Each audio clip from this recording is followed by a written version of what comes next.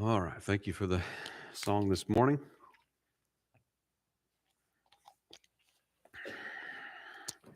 We'll be going to Exodus chapter 19.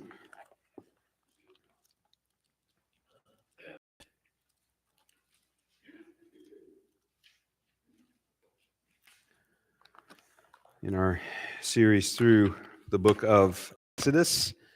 This is message number 23, entitled Sinai on Fire. We'll be looking at this chapter, and I'm going to read verses 1 and 2 as we get started. In the third month, when the children of Israel were gone forth out of the land of Egypt, the same day came they into the wilderness of Sinai. For they were departed from Rephidim and were come to the desert of Sinai and had pitched in the wilderness, and there Israel camped before the mount. So chapter 18 covered the last part of their journey story from Egypt to Sinai. And this is the account of Jethro and Moses, Moses' father-in-law Jethro. And obviously we saw how that the coming of Jethro paralleled the coming of Amalek that we saw in the previous chapter. Of course, Amalek came in war and Jethro came in peace, but also paralleled the coming of Melchizedek to Abraham after the defeat of the five kings. Now, both of these parallels to these other incidents point to the fulfillment of God's covenant promises to Abraham. And so we considered that, revealing that there is a storyline for the nations in God's purpose, as well as his eternal purpose for Israel. The chapter, that's chapter 18, also gave important structure to the national government of Israel, setting up the greater and the lesser courts and judges and such that would be a part of the nation's government for a long time to come, giving again more shape to Israel, this people group that had come out of Egypt as a legitimate, full-fledged nation. Now, chapter 19 is their anticipated arrival at Sinai and their preparation to meet God there. Israel will actually be at Sinai for just about a year. It's 11 months and some days, I think, if you go back and add it all up. So they're just right at a year that they will be at Sinai, which covers all the way from Exodus 19 through Numbers chapter 10. So everything that happens between there, the whole of Leviticus and all of that happens here at Sinai in this year that elapses between this time and when they actually move out. So the structure of the book of Exodus going forward looks like this. Chapters 19 to 24 is God's covenant with Israel. Chapters 25 to 31 are the instructions for building the tabernacle. Chapters 32 to 34 give us the golden calf incident, and then chapters 35 to 40 at the end of the book give us the building of the tabernacle and the presence of the Lord coming down to fill the tabernacle. So this chapter, chapter 19, covers their preparations to meet with God and to hear his voice on the mountain. And it is preliminary to the 10 commandments that are given in the next chapter, in chapter 20.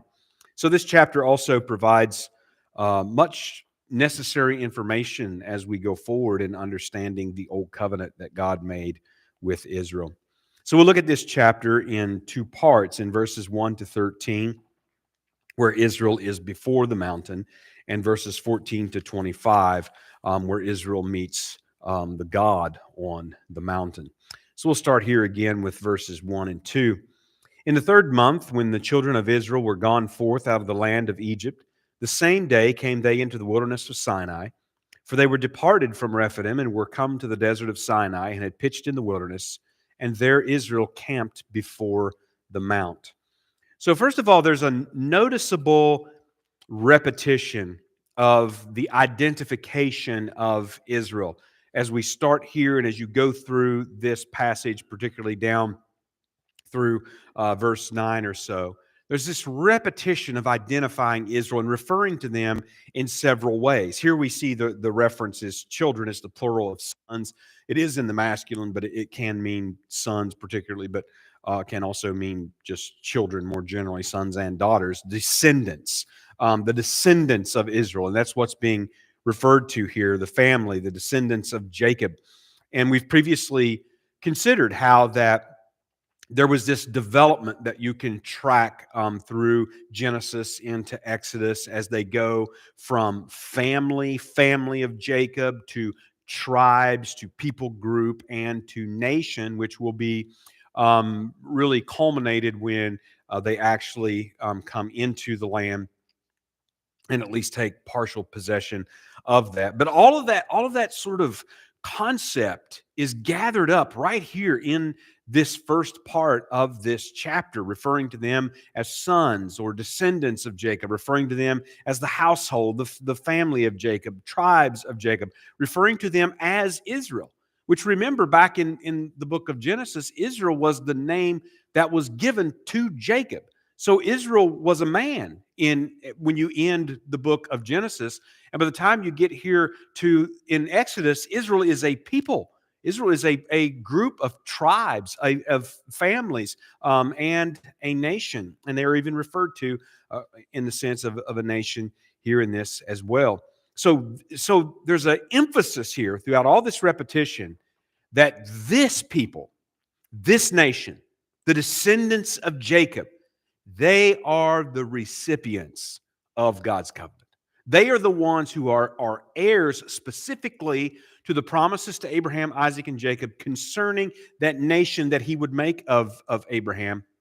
And they are the ones God is making this covenant with. And so again, the repetition emphasizes that to us as we read through this. Now, it might be easy to overlook this little note that they came to the wilderness of Sinai and they departed from Rephidim and they're camped before the mount.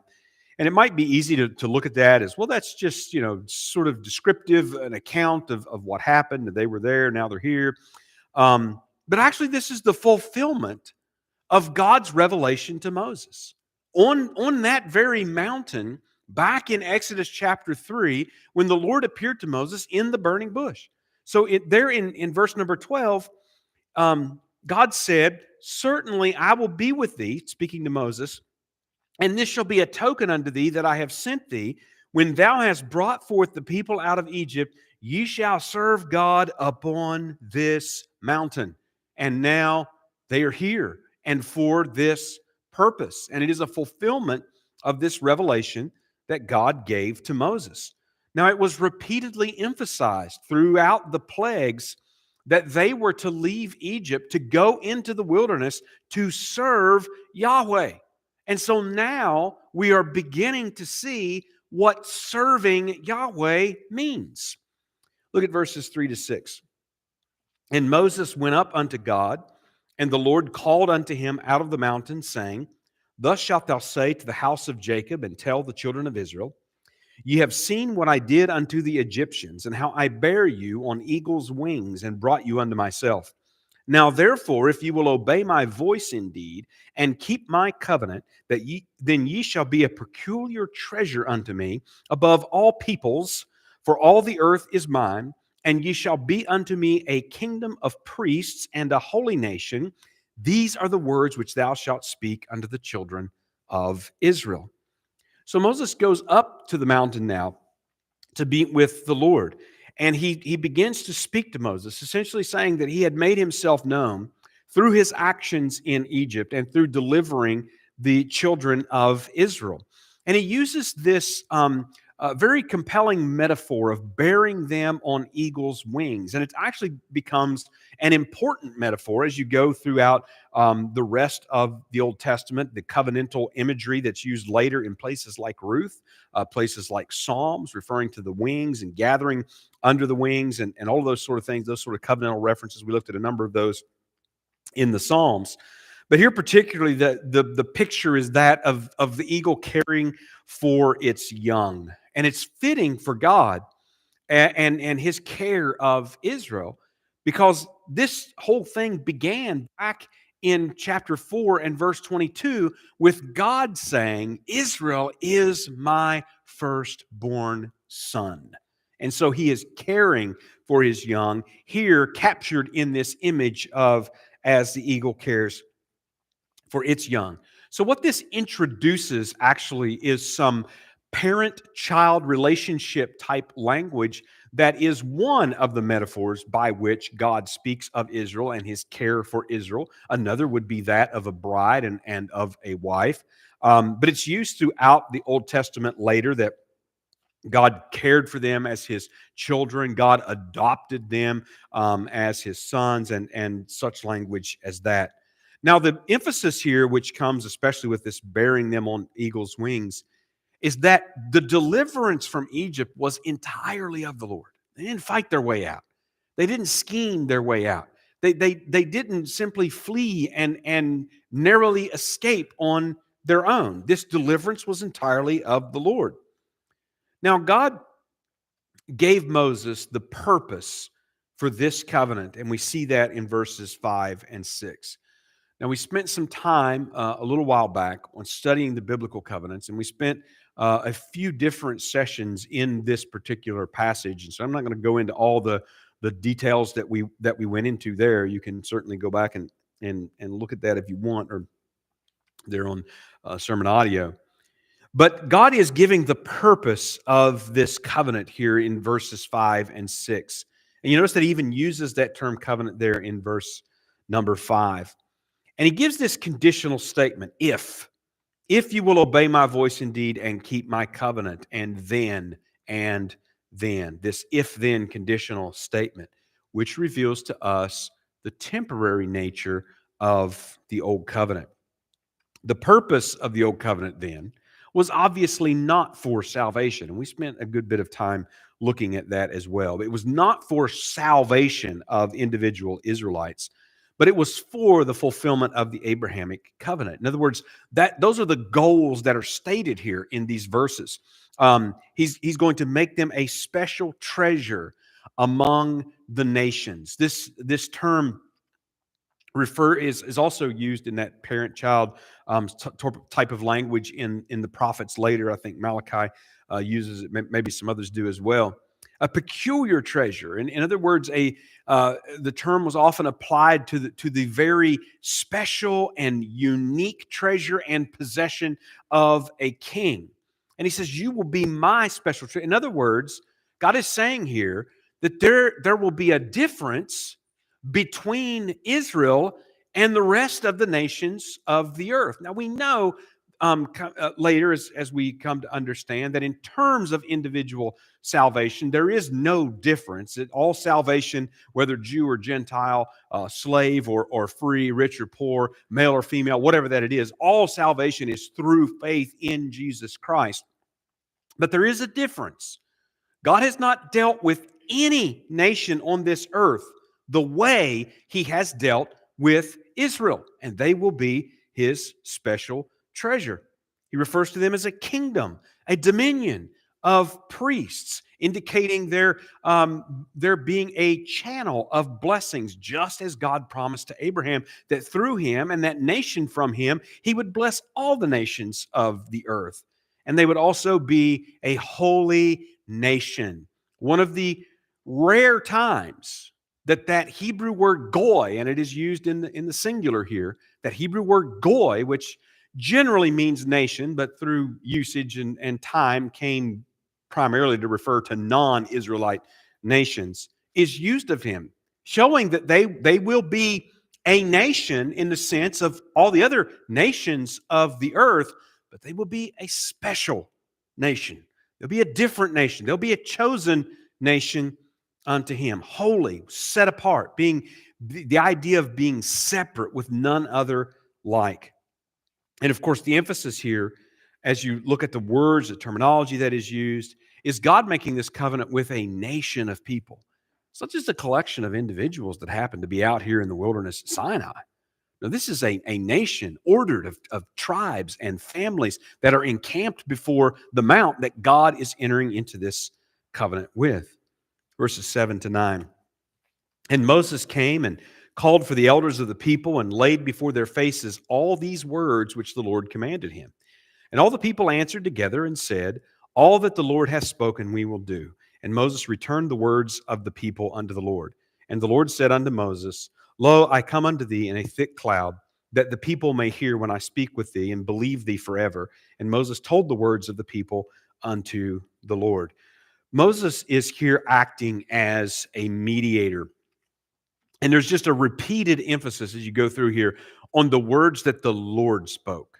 These are the Lord's words. In other words, when Moses spoke to the nation of Israel, he was giving them the Lord's words. And when Moses was giving the Lord's words to the nation of Israel, it doesn't matter that they came from Moses. That didn't change those words a bit. It was just as if God had spoken to them. Those words were the words of the Lord. And that's how Israel was to hear them. That's how Israel was to respond to them. That's how Israel was to keep and to obey them. Now, the key condition that you saw in verse number 5 was that they would obey his voice. And how were they going to hear his voice? Well, they were going to hear his voice through Moses. They would hear his voice on an occasion, and we'll see that in the next chapter, but otherwise, they're going to hear his voice through Moses, and they are responsible to obey his voice and to keep his covenant. They were to obey his words, obey his commands. And there have already been commands, and we've looked at that as we've gone through Exodus. There have already been commands to them before that, and there will be many, many, many more to come after what we see here in this and the next chapter. And then the nation agreed. Now you see that word here in the KJV translated people. It's in the singular. It is nation, is word for nation. People sort of doesn't really capture that idea as we read that. I mean, a collection of people can just be a collection of people, and they might be many different nationalities and come from many different nations and so on. That's this word is much more specific than that. It's referring to a particular people group of Israel, nation, and it's repeatedly used throughout this passage. Now, God revealed to Moses that he would come in a thick cloud to speak to Moses so that the nation would hear him speak to Moses. And he makes an emphasis on that. They would hear him speak to Moses. And he gives here the first of two purposes for God appearing the way he did on Sinai, as we see in this and the next chapter. And that second purpose is actually given in the next chapter. But the first of those is here. And that first purpose is that they would hear God speak to Moses and they would believe Moses. That was the intention. In other words, they would receive the words of the Lord from Moses and not doubt their source or authority. It was just as if God was personally speaking to every individual person of the nation of Israel. That's how they were to take the words of Moses that the Lord gave him and would give him. Verses 10 to 13. And the Lord said unto Moses, Go unto the people and sanctify them today and tomorrow, and let them wash their clothes, and be ready against the third day. For the third day the Lord will come down in the sight of all the people upon Mount Sinai. And thou shalt set bounds unto the people round about, saying, Take heed to yourselves that ye go not up into the mount, or touch the border of it. Whosoever toucheth the mount shall be surely put to death. There shall not a hand touch it, but he shall surely be stoned or shot through. Whether it be beast or man, it shall not live. When the trumpet soundeth long, they shall come up to the mount. So now the Lord gave instructions to Moses to prepare the people to appear before him. In other words, they weren't going to just appear before them. They were going to have to get ready to appear before him. And previewing, obviously, his presence in the tabernacle and the temple later and their approach to him. So God will be on the mountain, and this mountain will function in some ways like the Holy of Holies later. And they begin here to learn about regulations concerning approaching God's presence. You don't come into the presence of God any way that you please. The outward preparations, though, do absolutely nothing for their inward conditions. And that's actually the problem with Israel as concerning this old covenant that God is making with them. Yes, they're given these outward preparations to make, which are symbolic of the inward preparations that actually need to be made. They actually need to be washed and clean. They actually need new hearts. And that's brought out very explicitly in Deuteronomy. So the outward preparations don't do anything for their inward conditions. They don't actually reconcile them to God to be acceptable in His presence, but it does highlight the problem. God is holy, and that means completely holy. And the term holiness in the Bible, we generally associate it with some sort of moral goodness, but that's not really what the term holy as used of God means. It means that God is completely separate. So on the one hand, separate from sin, yes, completely. God is separate from all His creation. There are none like Him. There's none that He can be compared to. There's nothing even close. God is separate, distinct. He is entirely alone in that sense. He is holy. So not even the animals could appear before Him. Not even the animals could set foot on the mountain past the bounds that Moses was to establish. And the penalty for violating this was death, showing us just how serious that this is. And the signal for them to approach would be the blast of the shofar. And then we get to the next part where God actually comes down on the mountain to meet with the people. Verses 14 and 15. And Moses went down from the mount unto the people and sanctified the people, and they washed their clothes. And he said unto the people, Be ready against the third day, come not at your wives. So they began the process, and we have to understand this is what we would come to refer to later as ceremonial cleansing. And there are a lot of regulations about that are going to be given later in the Old Covenant law, but this is sort of the very beginning of it, the idea of ceremonial cleansing. And the charge to the husbands and the wives is understood in those terms. It has to do with ceremonial uncleanness, and a lot of those things are later given in places like Leviticus chapter 15. Verses 16 to 20. And it came to pass on the third day in the morning that there were thunders and lightnings and a thick cloud upon the mount, and the voice of the trumpet exceeding loud, so that all the people that was in the camp trembled. And Moses brought forth the people out of the camp to meet with God, and they stood at the nether part of the mount. And Mount Sinai was altogether on a smoke, because the Lord descended upon it in fire, and the smoke thereof ascended as the smoke of a furnace, and the whole mount quaked greatly. And when the voice of the trumpet sounded long and waxed louder and louder, Moses spake, and God answered him by a voice. And the Lord came down upon Mount Sinai on the top of the mount, and the Lord called Moses up to the top of the mount, and Moses went up. So the third day then, just as God said, He arrived and did just as He said that He would do. And notice that God displayed His presence in what I guess we could call a highly dramatic fashion. The people shuddered in terror, and that's the description that we're given here. And the writer of Hebrews later noted that even Moses trembled at this sight in Hebrews chapter 12 and verse number 21. And then we get emphasis on this blast of the shofar. Now, they were told before that the blast of the shofar would signal when it was time for them to come to the mount.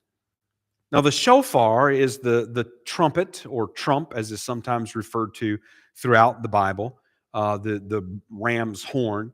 It is doubly described here as being blown with abundant force, and being, the word means sharp in the sense of maybe piercing, extremely loud, the sort of noise that cuts through other noise. Sometimes maybe if you have been in a busy room and you've tried to get people's attention and no one's paying attention, well, maybe your voice wasn't very loud. It didn't really cut through.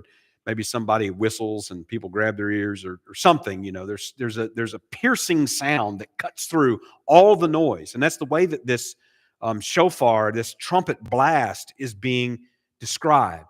Now, also here we have the introduction of an important element of worship and gathering for the nation of Israel, but actually even broader than that throughout Scripture. The shofar blast appears at various points in Israel's history, but also in their future. It was a signal that was used at the feasts. Reference to that's made in Psalm 81 and verse 3. It was blown as a signal on the Day of Atonement in Leviticus chapter 25 and verse number 9. It was blown at the return of the ark, an incredibly significant event that preceded the building of the temple there in Jerusalem on the Mount, 2 Samuel chapter 6 and verse number 15. It will be blown at the end of this age and the first resurrection, Matthew chapter 24 and verse 31, 1 Thessalonians chapter 4 and verse 16. It will be blown during the tribulation that follows, according to Revelation chapters 8 to 11. It will be blown in the day of the Lord in Joel chapter 2 and Zechariah chapter 9 and verse number 14. It will be blown in the restoration of the kingdom when it comes, according to Isaiah chapter 27 and verse 13. And it will be accompanied with the singing of the new song in the new Exodus, according to Psalm 98 and verse number 6. And not only that, it will be blown throughout eternity, as Psalm 150 and other places alludes to. So again, it is a significant element that seems to appear again and again and again, usually signifying something significant that is taking place. And so that is introduced here. The Lord's presence on the mount is described as being with smoke, with fire, and with a shaking of the mountain and this extended shofar blast. And then the Lord called Moses to go up, and he went. Verses 21 to 25. And the Lord said unto Moses, Go down, charge the people, lest they break through unto the Lord to gaze, and many of them perish. And let the priests also, which come near to the Lord, sanctify themselves, lest the Lord break forth upon them. And Moses said unto the Lord, The people cannot come up to the mount, or come up to Mount Sinai, for thou chargest us, saying, Set bounds about the mount and sanctify it. And the Lord said unto him, Away, get thee down, and thou shalt come up, thou and Aaron with thee. But let not the priests and the people break through to come up unto the Lord, lest he break forth upon them. So Moses went down unto the people and spake unto them. So God begins, you notice, with a warning to the people. Don't cross or break down the barriers or boundaries lest they die when God breaks through them. And I do believe there's maybe a play on the words, that because different words are used, but they do have similar senses. And then Moses went back down to speak to the nation. And this is a pattern that continues. And honestly, as you go on reading through Exodus, it's not completely trackable in the sense that exactly how many times did Moses go up and down the mountain? And it's not really able to be computed. You certainly are welcome to give it a try. The warning that is given is that neither people or priests were to come up. Only Moses and Aaron when he called. So I want to just bring your attention here at the end to three important things in this passage. First of all, God is holy, and everything that happened on and around that mountain was to reinforce that. So as we read about this appearance of God and his voice, you are probably going to have more questions than answers about some of the things that are being described and some of the things that took place. But understand that everything that happened here and all that we are told is to reinforce the fact that God is holy. It's entirely separate, entirely different. And so because God is holy, the people had to be consecrated to be in his presence. In other words, they had to be made holy in order to appear before him and not die. But ceremonially washing their bodies and their clothes and abstaining from defilement did not actually make them holy. And the Old Covenant law demonstrates that fact to an extraordinary degree. Some scholars refer to this section, Exodus chapters 19 to 24, as the most mysterious section in all of Scripture because they believe it raises far more questions than it answers. And there really are. There are a lot of questions that can be asked about what we're getting into here that, quite frankly, I don't have the answers to, and I haven't yet encountered some of those that do. But nevertheless, despite all of that, there's some very clear things here that we need to understand. We need to understand that God is holy and we are not. We need to understand that the unholy cannot come into his presence without dying. And we need to understand that we must be made holy in order to live. Well, second, the writer of Hebrews refers to this Sinai event and the implications from it. He refers specifically to the shaking of the mountain and the terror of the people. The shaking of the mountain at the presence of God, according to the writer of Hebrews, indicated the need for a mountain that cannot be shaken.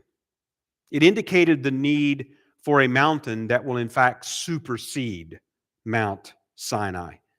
Likewise, we need a holiness better than washings and ritual can provide. And then thirdly, we're not without hope. We're not without hope. And what we really need is we need that God on the mountain. We need him. That's what we need. Because he became man to die in place of unholy sinners, that we might be made holy and dwell in his presence throughout eternity as he sits on that mountain that cannot be shaken, which the writer of Hebrews tells us is his holy mountain, Mount Zion in Jerusalem. All right, that's all of the message. We will close with a hymn.